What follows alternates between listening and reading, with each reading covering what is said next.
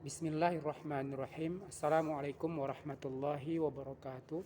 Teman-teman yang dimuliakan Allah Subhanahu wa taala, hari ini kita kembali melanjutkan membahas buku bacaan kita, yaitu Mencari Arah Melawan Arus. Dan untuk hari ini kita membahas bab keempat yang temanya itu hidup di hati saja tidak cukup. Hidup di hati saja tidak cukup. Pertama tentu saya mengucapkan selamat menunaikan ibadah sholat Jumat bagi teman-teman yang berada di Indonesia bagian Barat. Adapun bagi teman-teman yang berada di Indonesia bagian tengah maupun timur barangkali sudah lebih dulu atau sudah ada sedikit perbedaan tadi waktu ya pelaksanaannya. Semoga amal ibadah sholat Jumat kita diterima Allah Subhanahu wa taala. Baik, kita lanjutkan. Hidup di hati saja tidak cukup. Urgensi formalisasi nilai Islam dalam kehidupan sosial. Untuk membuka tema ini, ada sedikit kutipan diambil dari kitabnya Sayyid Qutb yang berjudul Ma'alim fi Thoriq. Kutipan itu adalah nilai yang tidak diwujudkan dalam sistem hanya akan menjadi nostalgia. Nilai yang tidak diwujudkan dalam sistem hanya akan menjadi nostalgia. Kemudian desa yang terlupakan.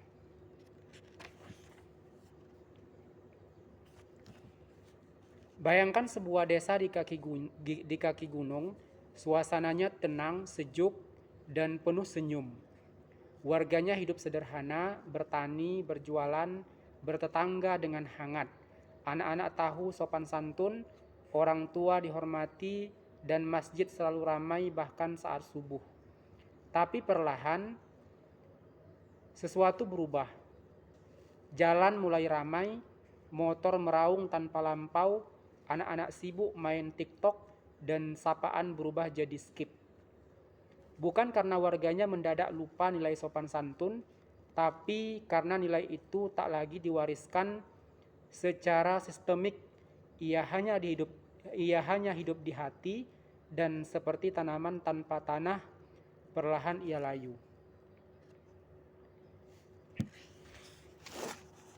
Apa itu nilai? Nilai atau al-qiyam dalam Islam bukan sekedar hal baik. Ia adalah asas berpikir dan bertindak yang bersumber dari wahyu dan akal. Imam Al-Ghazali menyebut nilai sebagai cahaya yang membimbing jiwa dalam mengenali kebenaran dan menghindari keburukan. Dalam sosiologi, nilai adalah pedoman sosial yang membentuk perilaku kolektif masyarakat. Nilai memberi batas antara yang pantas dan tidak, yang diterima dan ditolak. Tapi kata Emil Durkheim, nilai tidak pernah berdiri sendiri. Ia membutuhkan struktur sosial untuk hidup. Oke, kita lanjutkan dulu. Jadi, jangan bayangkan nilai sebagai emoji hati yang berkedip-kedip di layar gadget. Nilai itu seperti SOP ayam, sop ayam, butuh daging, bumbu, api, dan waktu, bukan hanya niat. Nah, jadi ini kita sedang berbicara masalah tentang hidup, di mana kemudian hidup itu bukan perkara di hati saja, begitu. Tetapi namanya hidup itu sudah pasti harus dicukupkan atau harus diwarnai atau harus kemudian penuhi oleh kehidupan sosial, ya. Dan kehidupan sosial yang benar dia harus bernilai Islam. Nah, adapun sebaliknya tentu ya berarti nilainya bukan bernilai Islam, melainkan barangkali ya nilai materialisme, nilai kapitalisme, nilai hedonisme, dan sebagainya. Nah, jadi urgensi formalitas nilai Islam dalam kehidupan sosial. Kita membutuhkan begitu besarnya urgensitas formalisasi nilai Islam itu. Jadi kita tidak bisa kemudian memandang sepele atau memandang sebelah mata keurgensian formalisasi nilai Islam itu. Sehingga tadi Sayyid Qutb mengatakan nilai yang tidak diwujudkan dalam sistem hanya akan menjadi nostalgia. Jadi sebagaimana hari ini ya kita kemudian begitu tahu betapa sempurnanya Islam itu, yang dia kemudian kesempurnaannya itu terlihat dalam keindahan-keindahan, entah kemudian yang tercipta atau yang terlihat terpantulkan oleh individu yang itu tersebutkan dalam individu-individu seperti para alim, kemudian para ulama, atau kemudian orang-orang yang begitu menjunjung tinggi adab dan memiliki akhlak yang luar biasa. Dan itu semua tentu saja adalah nilai-nilai begitu ya, nilai-nilai yang terdapat di dalam Islam itu sendiri. Tetapi sebagaimana yang dikatakan Sayyid Qutb tadi, jika nilai tersebut tidak diwujudkan dalam sistem, maka dia hanya akan menjadi nostalgia. Artinya apapun yang saya sebutkan tadi semua itu, yang itu notabene-nya adalah kepemilikan Islam begitu ya, yang kemudian ditampakkan oleh orang-orang muslim begitu, itu semua hanya akan menjadi nostalgia begitu. Nostalgia itu adalah sesuatu yang kalau kita kenang itu ya menjadi sesuatu kebanggaan gitu. Kalau kita rasa itu menjadi sesuatu yang dipuji begitu ya, dan sejenisnya begitu. Dan namanya nostalgia artinya ya dia hanya berada pada sebuah cerita saja. Sementara kemudian dalam bentuk sistem atau diurgensikan, diformalisasikan, itu tidak ada begitu. Yang namanya nostalgia itu seperti itu begitu.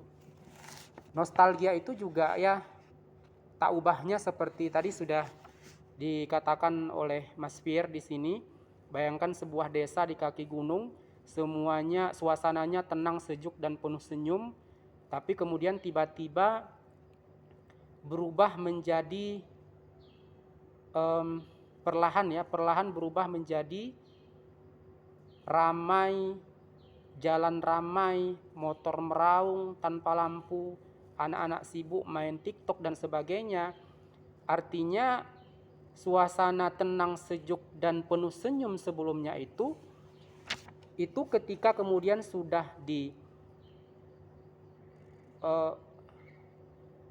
saya mengatakannya itu sudah dicampuri oleh kegiatan-kegiatan individualisme, kemudian hedonisme begitu ya, hiruk pikuk yang kemudian tidak beraturan begitu ya.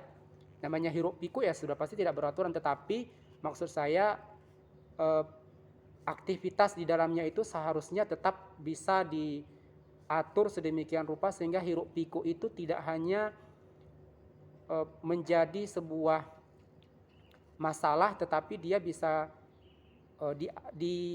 dijadikan sebagai sebagai sebuah kehidupan yang baik begitu. Jadi kan kalau kita hanya sibuk pada individualismenya kita begitu ya. Ya tadi di sini dikatakan anak-anak sibuk main TikTok misalnya begitu ya, tanpa kemudian mereka semua diperhatikan begitu. Ya otomatis ya mereka hanya sibuk pada itu saja, sehingga begitu mereka besar, begitu mereka dewasa, ya mereka tidak peduli lagi dengan kemudian suasana ketenangan, kesejukan dan penuh senyum itu yang seharusnya kemudian terus dipelihara. Artinya terus mereka mempertahankan ketidakpeduliannya mereka, maksudnya begitu, sibuk dengan diri sendiri. Nah, gitu ya. Lalu tadi di sini ditanyakan apa itu nilai, dan Imam Ghazali telah menyebutkan nilai itu adalah sebagai cahaya yang membimbing jiwa dalam mengenali kebenaran dan menghindari keburukan. Nah, jadi ketika kita tahu betapa mulianya nilai-nilai Islam itu, ya seyogianya nilai-nilai tersebut dapat membimbing kita kepada kebenaran, mengenali kebenaran dan menghindari keburukan. Nah, mengenali kebenaran ini tentu saja ketika kita menyibukkan diri dengan hiruk pikuk duniawi, ya kita mengenalinya itu sebagai sebuah kebenaran hakiki dari kehidupan manusia yang dianugerahkan Allah, tetapi kemudian di waktu yang sama bisa menghindari keburukan. Ini bil makna kemudian apa tadi yang dianugerahkan Allah tadi itu kita bisa atur sebagaimana mestinya. Katakanlah misalnya manajemen diri, manajemen masyarakat, manajemen negara, itu semua bisa diatur sehingga keburukan-keburukan yang bisa jadi munculnya dari nikmat-nikmat Allah yang Allah kasih tadi itu tidak muncul, begitu teman-teman. Kemudian dalam sosiologi, kata Emil Durkheim, nilai itu tidak pernah berdiri sendiri, ia membutuhkan struktur sosial untuk hidup. Nah, jadi ini mesti kita pahami bahwa kita mengenal apa itu nilai, ya dia tidak berdiri sendiri, begitu ya. Tentu saja dia membutuhkan struktur sosial agar nilai itu tidak sekedar menjadi nostalgia, tetapi menjadi sebuah hal yang baik dan membawa kita kepada mengenali kebenaran dan menghindari keburukan. Dari nilai ke akhlak itu otomatis. Banyak yang bilang yang penting nilai Islam ada di hati. Baik, tapi maaf. Saya ulang. Banyak yang bilang yang penting nilai Islam itu ada di hati. Baik, tapi maaf. Akhlak tidak otomatis muncul dari nilai yang hanya dipendam.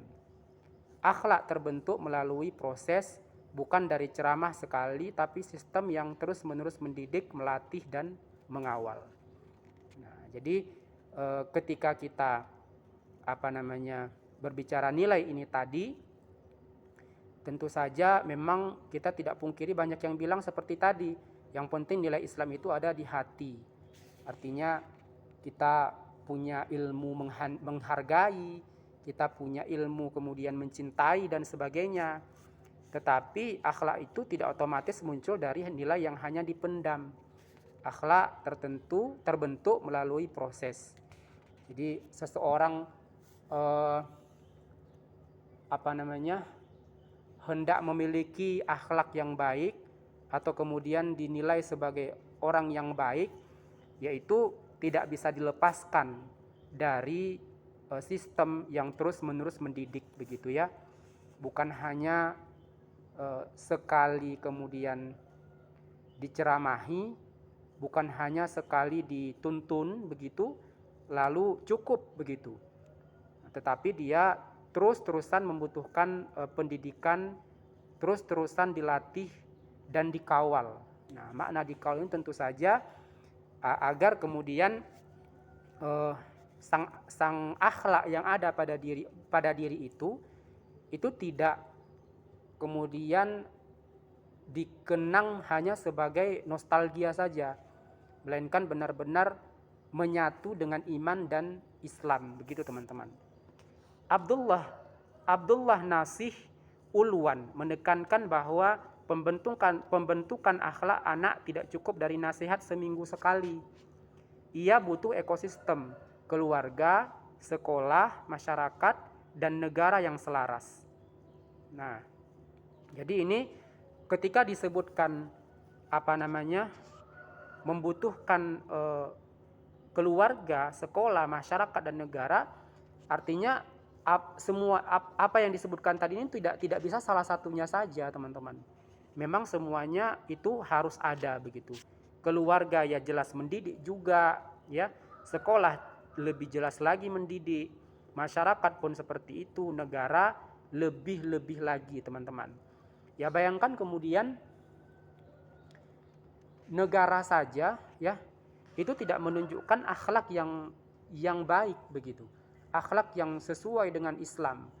Sehingga kemudian pergaulan menjadi amburadul antara laki dan perempuan, sudah seperti hewan kalau kita lihat begitu ya, pergaulannya. Begitu juga kemudian ucapan-ucapan, coba ingat pimpinan negeri ini kemudian berkata-kata dalam pidatonya itu seperti apa. Itu kan sudah menunjukkan kepada kita bahwa negara saja itu kemudian sangat-sangat membutuhkan pendidikan yang kemudian lalu dia tunjukkan dalam kesehariannya begitu ya, dalam penampilannya, teman-teman. Nah, Sayyid Qutb lebih tajam lagi. Dia mengatakan jika nilai Islam tidak diformalkan ke dalam sistem sosial, ia akan kalah oleh budaya hedonistik dan materialistik. Nah, jadi kata hedon dan materialistik tadi sudah saya sebutkan di awal, bahwasanya memang benar ketika kemudian ketika nilai Islam itu tidak ketika nilai itu ya tidak diislamkan, maksud saya tidak diatur sedemikian benar begitu, maka yang terjadi akhirnya adalah hedonistik ataupun hedonisme. Jadi kalau saya sudah menyebutkan atau hedonisme, materialisme, itu sudah masuk kepada ranah pemikiran begitu ya, paham begitu. Nah, bayangkan Anda melarang anak menonton konten dewasa, tapi sistem pendidikan diam saja, media bebas menayangkan dan influencer justru mempromosikan. Maka nasihat Anda seperti payung bolong di tengah badai. Nah, teman-teman yang dimuliakan Allah Subhanahu wa taala, bukan sebuah omong kosong ya ketika kita berbicara akhlak, nilai, ya kan, lalu kemudian ya itu saja dulu tadi yang disebutkan di sini ya, lalu kemudian semua pihak itu kebanyakan pihak itu kemudian memandangnya sepele ya.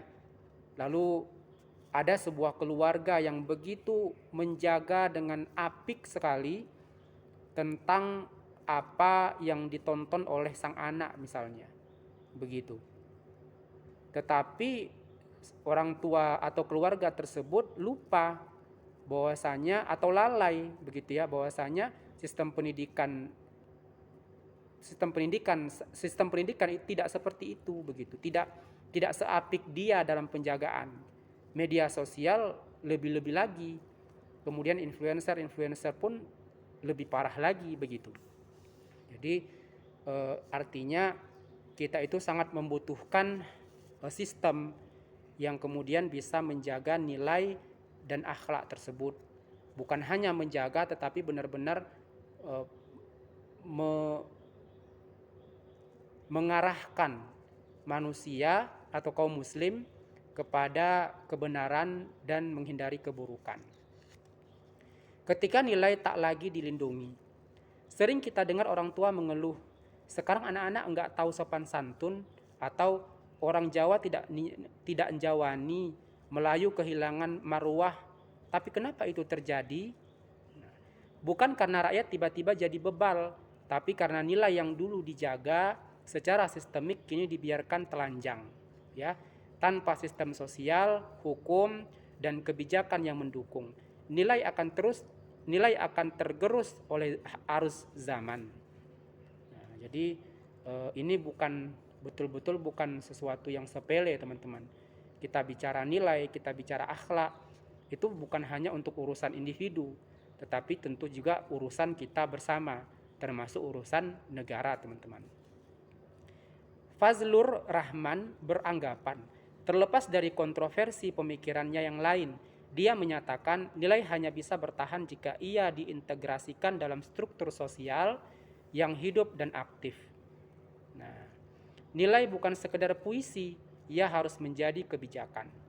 Karena ketika nilai tinggal slogan, ia akan kalah oleh iklan. Ketika moral tinggal teks khutbah, ia akan kalah dengan konten viral. Jadi ini sangat relate sekali dengan kehidupan kita sekarang ini, teman-teman.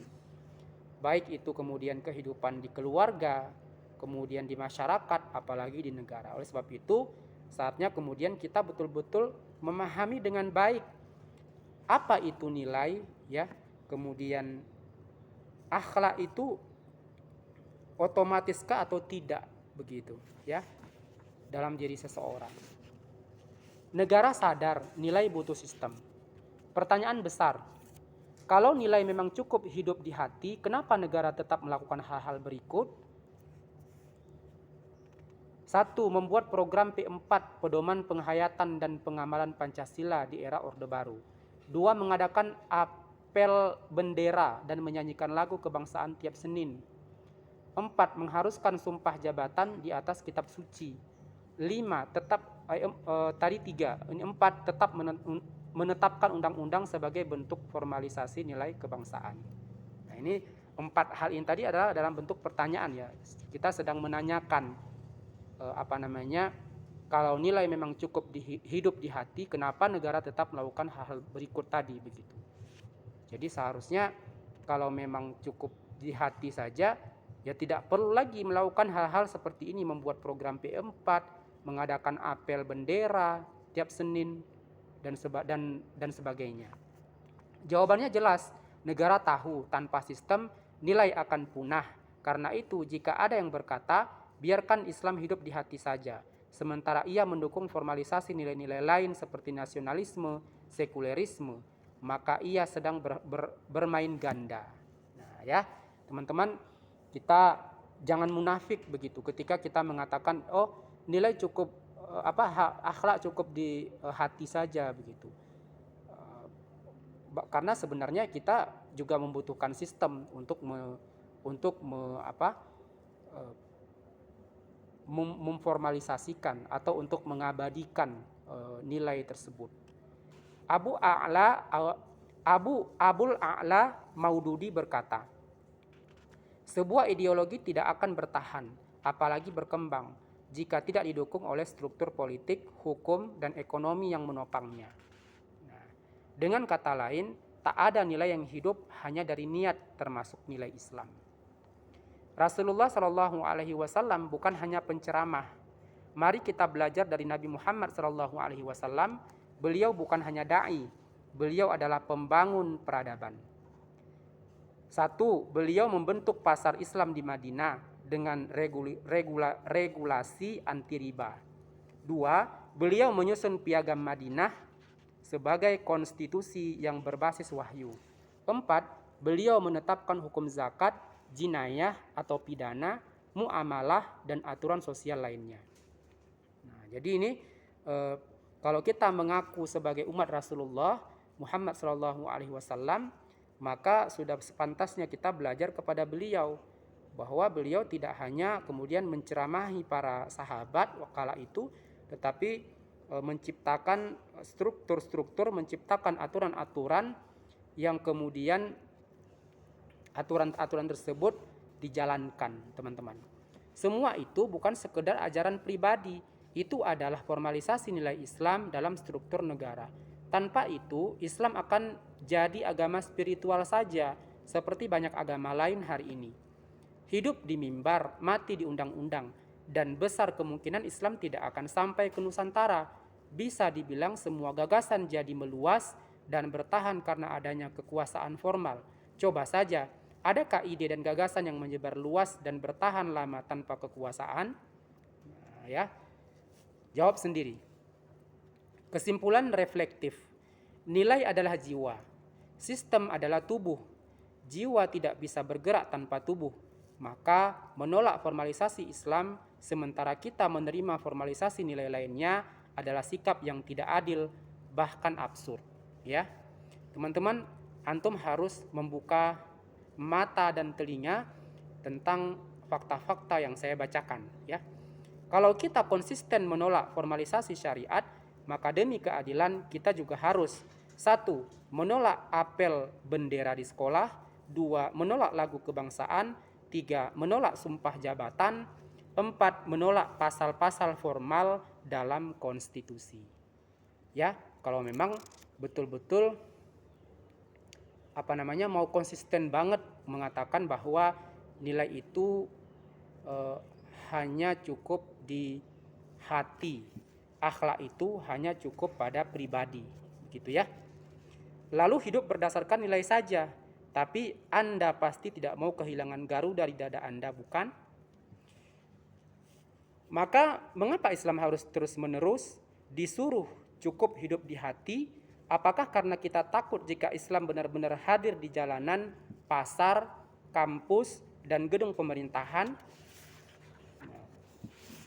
Kalau begitu, masalahnya bukan pada nilai, tapi pada kita yang tidak ingin nilai itu menjadi kenyataan.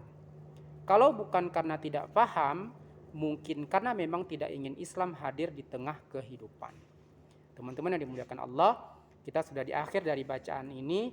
Semua yang saya bacakan itu dikutip dari beberapa buku atau kitab.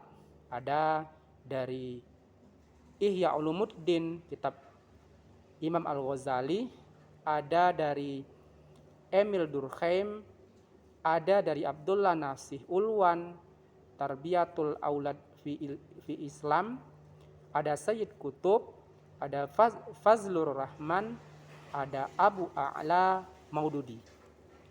Nah, teman-teman yang dimuliakan Allah SWT, kita begitu vokal ketika berbicara masalah nilai. Tetapi apakah sudah benar-benar kita memahami nilai itu sudah kita pahami begitu? Atau kemudian selama ini kita hanya kemudian koar saja bahwa nilai itu begitu banyak mengatakan cukup pada individu, akhlak itu cukup pada urusan individu. Karena faktanya ternyata ketika kita membaca ini dan memahaminya dengan benar, ternyata nilai itu perlu dan wajib diwujudkan dalam sistem, dan dia bukan hanya sebagai nostalgia saja. Teman-teman yang dimuliakan Allah SWT, semoga apa yang saya sampaikan ini menjadikan sebuah hal maklumat, kemudian menyadarkan, lalu memberikan paham Islam yang benar berkaitan dengan nilai dan akhlak. Teman-teman, terima kasih sampai menit ini telah menyaksikan. Saya cukupkan dulu, insyaallah kita bertemu lagi di pekan berikutnya di bab 5. Assalamualaikum warahmatullahi wabarakatuh.